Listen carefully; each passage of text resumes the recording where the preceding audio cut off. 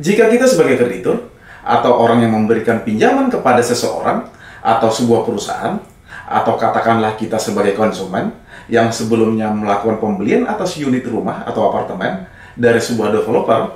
lalu orang atau perusahaan yang kita berikan pinjaman atau developer tempat kita melakukan pembelian unit rumah atau apartemen,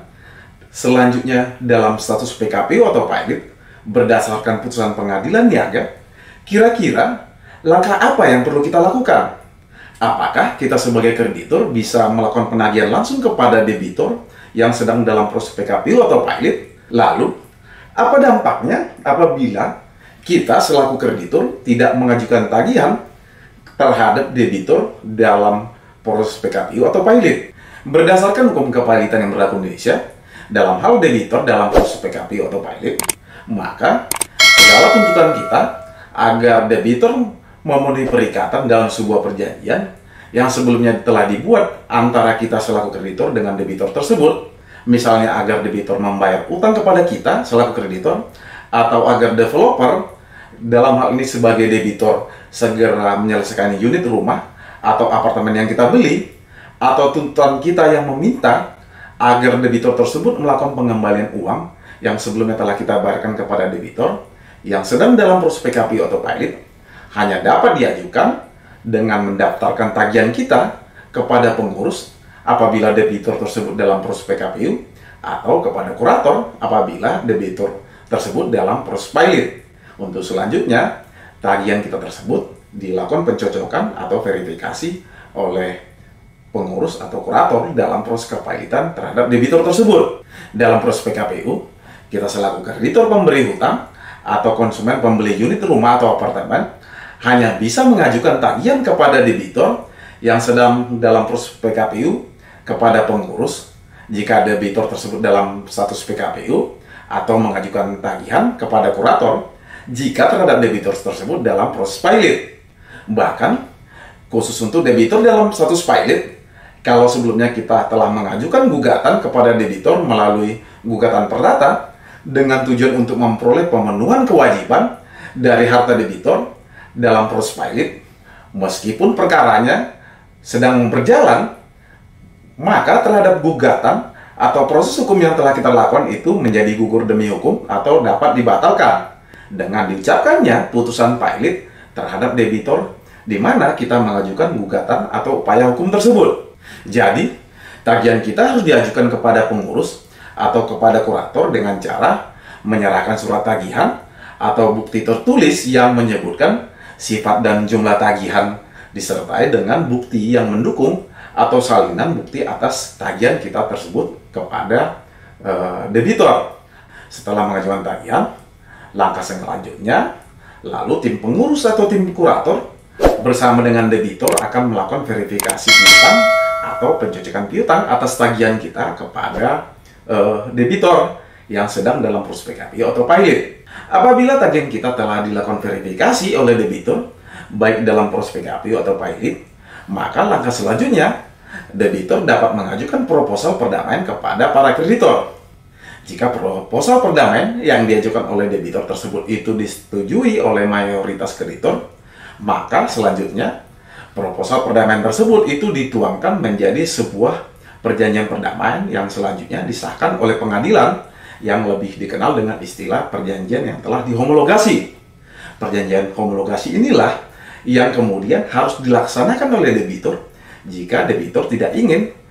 terhadap perjanjian homologasi debitur tersebut diajukan pembatalan oleh kreditur sehingga terhadap debitur tersebut dinyatakan pilot oleh pengadilan niaga akibat tidak melaksanakan perjanjian yang telah dihomologasi tersebut. Disinilah kelebihan bagi debitur, khususnya bagi debitur yang tidak mempunyai jaminan pembayaran atau yang lebih kita kenal dengan istilah debitur konkuren, mempunyai pegangan secara tertulis karena cara penyelesaian kewajiban debitur kepada kreditor konkuren tersebut telah dituangkan dalam perjanjian perdamaian yang telah disahkan atau homologasi oleh pengadilan.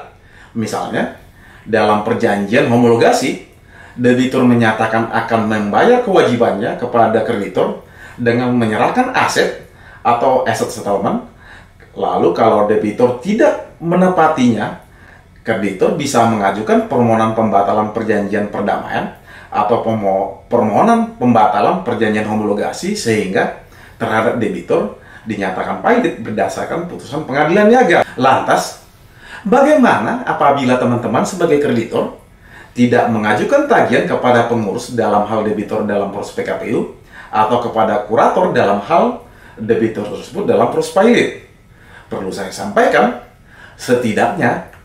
ada berapa keuntungan jika kita selaku kreditur mengajukan tagihan dalam hal si debitur tersebut dalam proses PKPU atau pailit. Pertama, kreditur yang mempunyai hak suara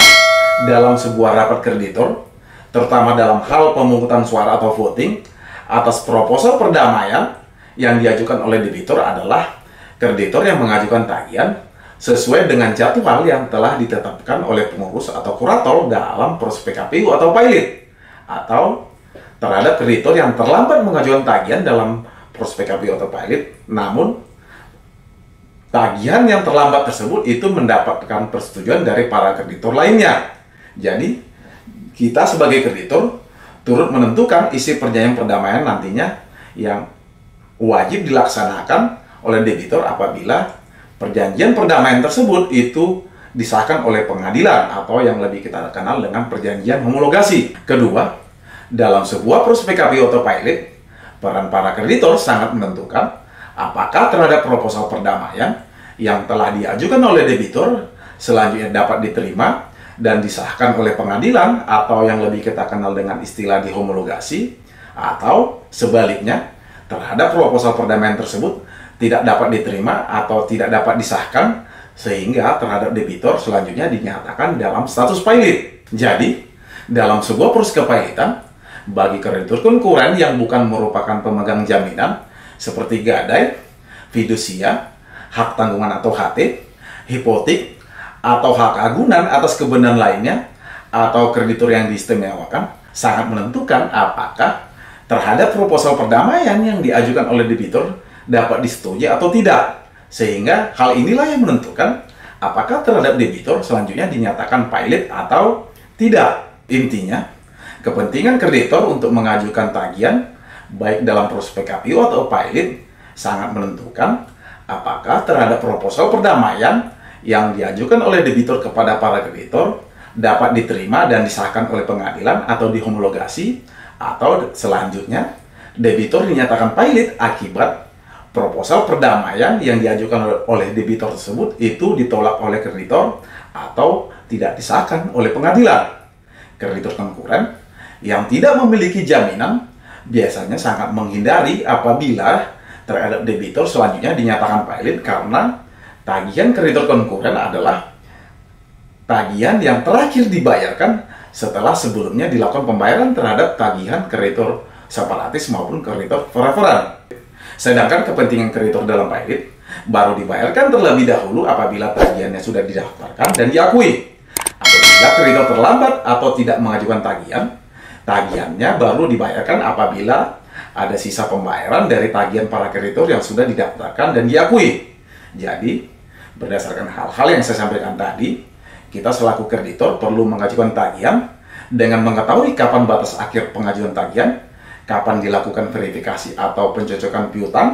kapan pembahasan proposal perdamaian, dan kapan proses voting atas proposal perdamaian, dan hal-hal lain sebagainya yang perlu kita perhatikan baik dalam proses PKPU atau pailit. Demikian dari saya. Semoga hal-hal yang saya sampaikan tadi dapat bermanfaat bagi rekan-rekan sekalian. Salam dari saya.